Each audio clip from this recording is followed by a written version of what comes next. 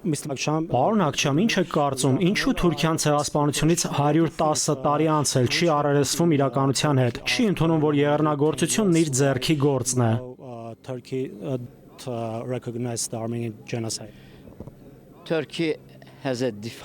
Թուրքիան լուր է, Թուրքիան զգուշավոր վարքագիծ է դրսևորում։ Ցեղասպանության կոծկումով նաև ծածկում է, թե ինչպես է այն իրագործել։ Ցեղասպանությունը պետական մակարդակով կազմակերպված տեղահանություն էր։ Թուրքիայում հիմա սիրում են նույն նախադասությունը կրկնել՝ ոչինչ չի եղել։ Եթե ինչ-որ բան էլ եղել է, հայերի մեղքն է։ Այսպես են կերակրել 100-ամյակի ընթացքում թուրք հասարակությանը։ Բայց եթե նույնիսկ թուրքական կառավարությունն այսօր էլ ժխտողական կեցվածք ունի, հասարակության մի լայն հատված, ներառյալ քրդական համայնքը, փաստարկված գիտի, թե ինչ է եղել 20-րդ դարասկզբին։ Թուրքիայում մի ասացվածք կա, որը, ինչպես ինձ ասել են, հայկական ծագում ունի։ Յուրաքանչյուր մարդ ցավում է միայն սեփական որդու համար։ Ցավոք մարդիկ այնքան էլ զգայուն չեն ուրիշների հանդեպ։ Ղարաբաղի հարցում մենակ մնացած հայերը նույն վիճակում են, ինչ պաղեստինցիները, որոնք միայնակ են մնացել իրենց խնդրի հետ։